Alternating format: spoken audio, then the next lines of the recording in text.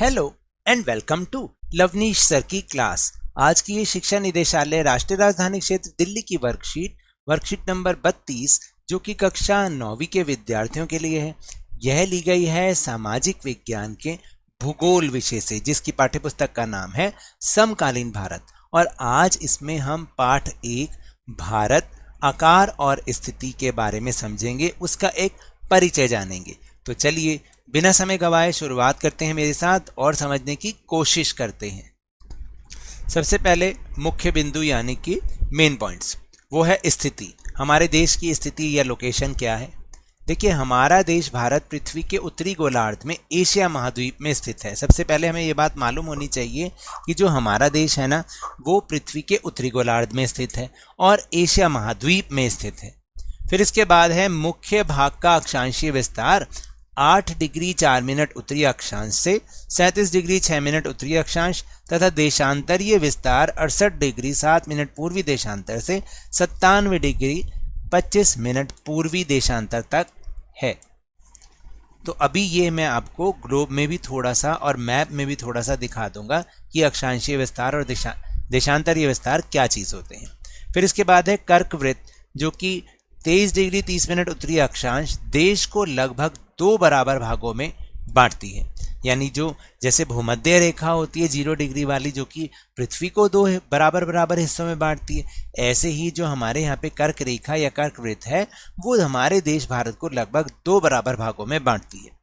मुख्य भूभाग के दक्षिण पूर्व में बंगाल की खाड़ी में अंडमान और निकोबार द्वीप समूह तथा दक्षिण पश्चिम में अरब सागर में लक्षद्वीप समूह स्थित है और ये भी हमारे देश के ही हिस्से हैं।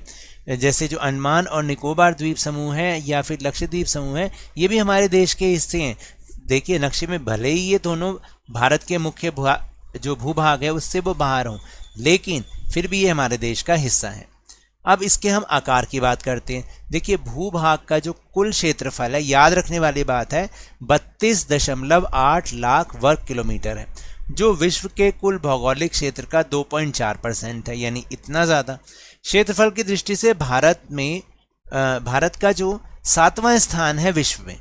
देखिए क्षेत्रफल की दृष्टि से भारत 7 बड़े देशों में, जो बड़े देश हैं उसमें 7वें स्थान पर आता है।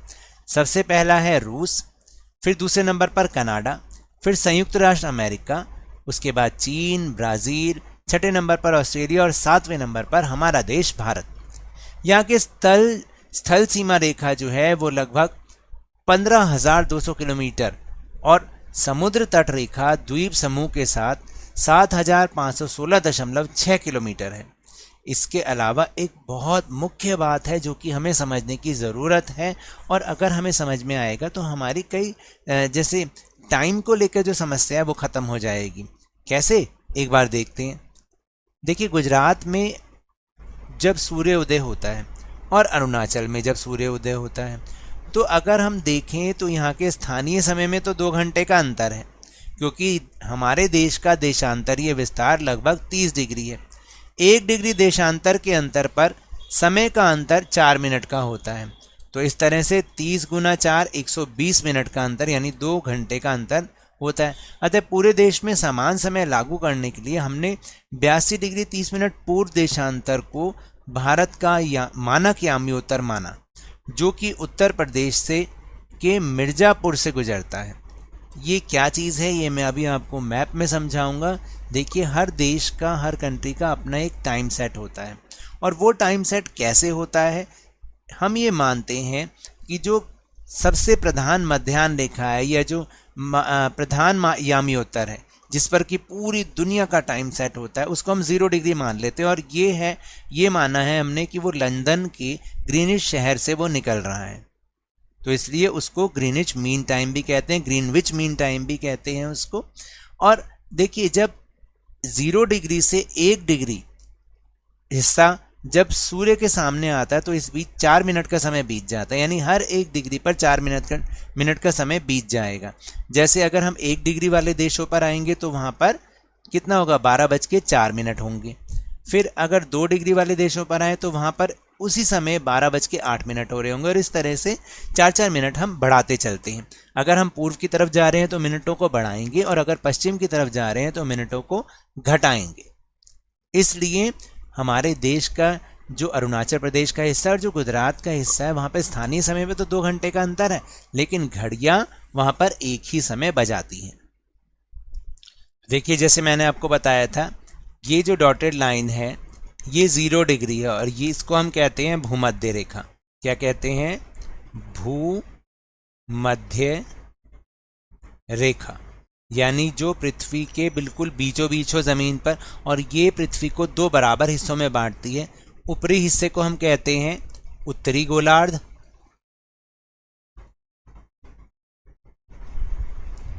और नीचे के हिस्से को हम कहते हैं दक्षिणी गोलार्ध।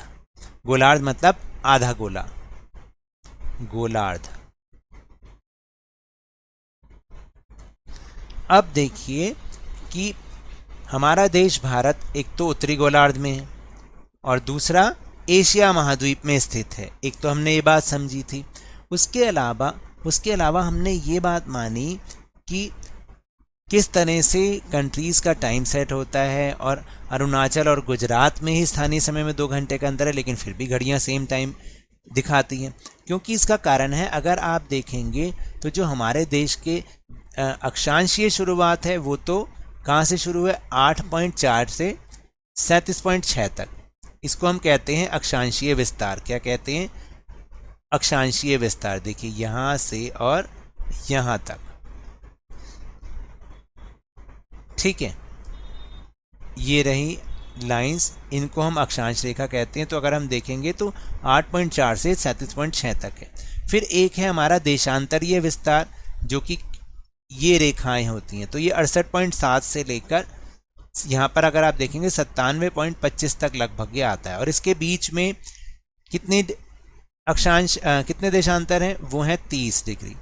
तो हर एक पे 4 मिनट का समय, तो 30 गुना 4 मतलब 120 मिनट, यानी कि 2 घंटे वो लग जाते हैं। लेकिन क्योंकि समय का अंतर ना हो पूरी कंट्री में, इसलिए एक इनके बीच की एक रेखा है, वो है 82.30। जो ये डॉटेड लाइन आप देख रहे हैं, ये वाली, तो ये जो लाइन है ये भारत की मानक यामी उत्तर है। इस पर भारत का समय सेट होता है, और इसका जो मान है वो ऊपर हमने समझा भी था, वो है 82-30 डिग्री पूर्व। ठीक है, तो इस तरह से पूरे कंट्री का टाइम सेट होता है, बेशक से स्थानीय समय में कुछ भी अंतर हो। तो चलिए अब हम चल रहे हैं प्रश्नोत्तर की ओर। तो पहला प्रश्न है कि अरब सागर में भारत का कौन सा द्वीप स्थित है? तो आप इसका उत्तर लिखेंगे लक्षद्वीप समूह, ऐसे आपको लिखना है। उसके बाद है कौन सा अक्षांश भारत को लगभग 2 बराबर भागों में बांटता है? तो हमने लिखना है 23 डिग्री 30 मिनट उत्तरी अक्षांश। इसका उत्तर ये होगा, जिसका नाम है कर्क रेखा। फिर भारत के मुख्य भूभाग का अक्षांशीय और देशांतरीय विस्तार, तो आप लिखेंगे अक्षांशीय विस्तार, अक्षांशीय विस्तार। वो होगा 8 डिग्री 4 मिनट उत्तर से 37 डिग्री 6 मिनट उत्तरी अक्षांश तक। और अगर हमने इसका देशांतरीय विस्तार लिखना है तो आप लिखोगे देशांतरीय विस्तार। तो वो होगा कैसे? 68 डिग्री 7 मिनट पूर्व से 68 पॉइंट, ऐसे भी कर सकते हैं आप इसको, और ये होगा 97 डिग्री 25 मिनट पूर्व तक। ठीक है, इस तरह से हमें करना है। फिर इसके बाद है चौथा प्रश्न, यदि दिल्ली 77 डिग्री 30 मिनट पूर्वी देशांतर लगभग पर स्थित हो तो इसके स्थानीय और मानक समय में कितना अंतर होगा? देखो इसकी कैलकुलेशन कैसे करनी है। ये हमें पता है कि 1 डिग्री देशांतर पर हमेशा क्या होते हैं, 4 मिनट होते हैं। ठीक है, तो अगर हम 77 डिग्री 30 मिनट को हम 77.5 भी लिख सकते हैं, और इसको जब आप 4 से गुना करोगे तो वो आएंगे 310 मिनट। अब इसको आप जब घंटे में चेंज करोगे तो वो आएगा 5 घंटे 10 मिनट। ठीक है, ये तो हो गया स्थानीय समय। स्थानीय समय, जबकि जो हमारा जीएमटी से टाइम है वो है 5 घंटे 30 मिनट। हम ऐसे लिखते हैं ना जीएमटी। ठीक है, तो इन दोनों के बीच का अंतर कितना हो गया, ये हो गया हमारा मानक समय। मानक समय, तो कुल अंतर कितना आया, 20 मिनट अंतर आ गया। तो हमारा उत्तर आ गया 20 मिनट। ये हमारा उत्तर है। हमने लिखना था ना कितना अंतर होगा, तो वो अंतर होगा 20 मिनट। तो ये तो थी आज की वर्कशीट। अगर मेरे इस तरह समझाने से अब आपको समझ में आने लगा है तो इस चैनल और वीडियो को लाइक कीजिए, शेयर कीजिए और सब्सक्राइब भी कीजिए। और याद रखिएगा, घर से बाहर निकलते समय मास्क अवश्य लगाएं, और जब भी आपकी बारी आए कोरोना का टीकाकरण ज़रूर लगवाएं, क्योंकि कोरोना को हराना है और ज़िंदगी को एक बार फिर से सुहाना बनाना है। इसी उम्मीद के साथ बहुत बहुत धन्यवाद।